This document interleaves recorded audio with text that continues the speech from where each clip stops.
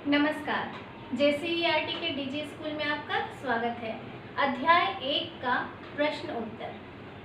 अध्याय 1 है मध्यकाल में भारत। बच्चों, इस अध्याय में हमने देखा मध्यकाल में हुए परिवर्तनों को जाना और समझा। प्रौद्योगिकी में क्या क्या बदलाव हुए उनको देखा। कुछ नए और पुराने धर्मों में सामंजस्य हुआ, उसको हमने जाना।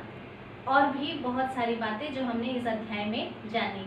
अब हम लोग इस अध्याय के प्रश्नोत्तर की तरफ जाते हैं और इस अध्याय के प्रश्नोत्तर को देखते हैं। प्रश्न 1 है, रिक्त स्थानों की पूर्ति कीजिए। क. अल इद्रिसी एक भूगोलवेत्ता था। ख. भारत का मध्यकालीन इतिहास 1000 वर्षों के दौरान हुए परिवर्तनों का अध्ययन है। ग. नक्शा या मानचित्र बनाने वाला व्यक्ति मानचित्रकार कहलाता है। घ. अरबों के सिंध विजय की जानकारी चचनामा नामक पुस्तक से मिलती है। अंग. इतिहास की जानकारी के लिए किसी क्षेत्र विशेष के भूगोल को जानना जरूरी है। प्रश्न 2, सही मिलान कीजिए। इसमें बच्चों हम देखेंगे कि पुस्तक का नाम दिया हुआ है और एक तरफ उसके लेखक का नाम है और हमें सही मिलान करना है। इसका क है तहकीक-ए-हिंद अल-बेरूनी। ख. तबकात-ए-नासिरी मिन्हाज-उस-सिराज। बच्चों, क्या आपको पता है मिन्हाज-उस-सिराज तुर्की सल्तनत का आरंभिक इतिहास है, उसका वर्णन किए थे। ग. ताज-उल-मासिर। ताज-उल-मासिर हसन निज़ामी। हसन निज़ामी कुतुबुद्दीन ऐबक के जीवन व शासनकाल के वर्णन के लिए विख्यात हैं। घ. मसनवी। मसनवी अमीर खुसरो ने लिखा था। अमीर खुसरो फारसी भाषा के सर्वश्रेष्ठ भारतीय कवि थे। ये प्रथम ऐसे भारतीय लेखक थे जिसने हिंदी शब्दों और मुहावरों का प्रयोग किया था। तो बच्चों, अब हम आते हैं प्रश्नोत्तर की तरफ। हमारा पहला प्रश्न है कि जियाउद्दीन बर्नी कौन था। तो बच्चों, जियाउद्दीन बर्नी जो थे वो 14वीं सदी के प्रसिद्ध इतिहासकार थे। जियाउद्दीन बर्नी का जन्म एक सैयद परिवार में हुआ था। बच्चों, यह माना जाता है कि जियाउद्दीन बर्नी इतने विद्वान थे और उन्होंने 46 विद्वानों यानी 46 विद्वानों से शिक्षा ग्रहण की थी। मोहम्मद तुगलक के शासनकाल में जियाउद्दीन बर्नी को 17 वर्षों तक उनका संरक्षण प्राप्त हुआ। बच्चों, हमारा दूसरा प्रश्न है, भगवत गीता क्या संदेश देती है। बच्चों, भगवत गीता हमें यह संदेश देती है कि हमें ज्ञान योग और कर्म योग के आधार पर किसी से भेदभाव नहीं करना चाहिए। सबको एक समान समझना चाहिए, क्योंकि यह शरीर जो है वह नश्वर है और आत्मा अमर है।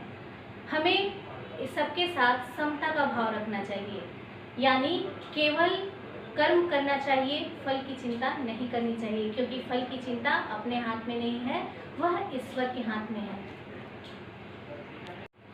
बच्चों, हमारा अगला प्रश्न है कि हिंदुस्तान शब्द का प्रयोग किन किन संदर्भों में होता रहा है। तो इसका उत्तर यह है कि हिंदुस्तान शब्द का प्रयोग सर्वप्रथम विद्वान मिन्हाज-ए-सिराज ने किया था। गंगा यमुना के बीच के क्षेत्र तथा पंजाब हरियाणा के बीच के क्षेत्रों के लिए संपूर्ण क्षेत्र को मिलाकर हिंदुस्तान शब्द का प्रयोग किया था। उसके बाद 14वीं सदी में अमीर खुसरो ने यहाँ के भौगोलिक और सांस्कृतिक क्षेत्रों के लिए इस शब्द का हिंद शब्द का प्रयोग किया। उसके बाद बाबर ने यहाँ के भूगोल, पशु पक्षी, यहाँ के लोगों के रहन सहन सभी के लिए मिलाकर हिंदुस्तान शब्द का प्रयोग किया। बच्चों, हमारा अगला प्रश्न है कि मध्यकाल में कृषि में किस नई तकनीक का प्रयोग होने लगा। तो बच्चों, मध्यकाल तक कृषि में रहट का प्रयोग नहीं हुआ था। मध्यकाल में पहली बार कृषि के क्षेत्र में रहट का प्रयोग होने लगा, रहट से सिंचाई होने लगी। अगला प्रश्न है कि इस्लाम का प्रसिद्ध ग्रंथ कुरान हमें क्या संदेश देता है। तो बच्चों, कुरान इस्लाम धर्म का पवित्र धर्म ग्रंथ है। ऐसी मान्यता है कि यह अल्लाह के संदेशों का संग्रह है जिसे उसने अपने दूत जिब्राइल के माध्यम से पैगंबर मोहम्मद तक पहुंचाया। यह ग्रंथ एक ईश्वर की सत्ता को स्वीकार करता है तथा प्रेम, करुणा एवं उदारता में विश्वास का संदेश देता है। बच्चों, हमारा अगला प्रश्न है, इतिहासकारों के लिए एक लेखक की बात पता लगाने के लिए विभिन्न पांडुलिपियों का अध्ययन क्यों ज़रूरी होता है? पुराने ज़माने में छापेखाने के अभाव में पांडुलिपियों की प्रतिकृति लिपिक या नकलविश हाथ से बनाते थे। ऐसा करते समय लिपिक कुछ शब्दों अथवा वाक्य में फेरबदल कर देते थे। कालांतर में इन प्रतिलिपियों की भी प्रतिलिपियां बनाई जाती थीं, जिस कारण एक मूल ग्रंथ की प्रतिलिपियों में काफ़ी अंतर आ जाता था। इसलिए इतिहासकारों को मूल लेखक की बातों को समझने के लिए विभिन्न प्रतिलिपियों या पांडुलिपियों का अध्ययन करना जरूरी होता है। बच्चों, हमारा अगला प्रश्न है, जब छापेखाने नहीं होते थे तब पुस्तकें कैसे तैयार होती थीं? तो बच्चों, उत्तर है कि जब छापेखाने नहीं थे तो लेखन कार्य पांडुलिपियों में तैयार किया जाता था। अब आपके मन में यह प्रश्न आ रहा होगा कि पांडुलिपियाँ क्या होती हैं? तो बच्चों, पांडुलिपियाँ वैसी पुस्तकों को कहा जाता है जो पुराने ज़माने में जब हमारे पास छापेखाने नहीं थे तो हम हाथ से भोजपत्रों और ताड़पत्रों पर स्याही से लिखते थे। अब हमारे सामने यह प्रश्न आया कि भोजपत्र क्या होते हैं?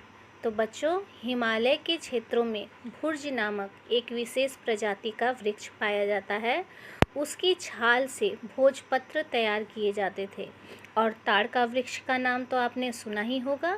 ताड़ के वृक्ष के पत्तों पर हम लोग लिखते थे स्याही से।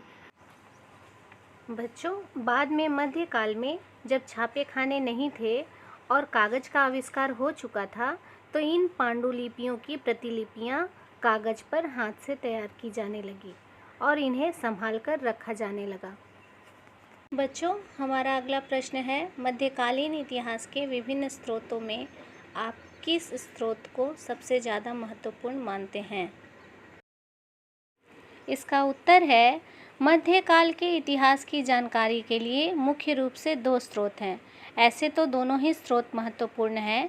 पहला पुरातात्विक स्रोत और दूसरा साहित्यिक स्रोत। हर स्रोत का अपना एक विशेष महत्व है, लेकिन हम यहाँ पर पुरातात्विक स्रोत को विशेष महत्व देंगे क्योंकि पुरातात्विक स्रोत में अभिलेख, मुद्राएं, भवन निर्माण कला आदि आते हैं। इन सब से हमें उस समय के भवन निर्माण की तकनीक और कला स्पष्ट रूप से पता चलती है। उस समय के सिक्के यह चांदी के थे, सोने के थे या कांस्य के थे, उससे उस साम्राज्य की आर्थिक स्थिति का भी पता चलता है। इन तथ्यों से हम इतिहास को आसानी से जान सकते हैं। तो बच्चों, इस प्रकार हम लोगों ने अध्याय 1 मध्यकाल में भारत के प्रश्नोत्तरी को देखा। प्रश्नोत्तरी में बहुत सारे प्रश्नों का उत्तर हमने जाना, समझा और जानने का प्रयास किया। अगले अध्याय में हम लोग फिर मिलेंगे। धन्यवाद।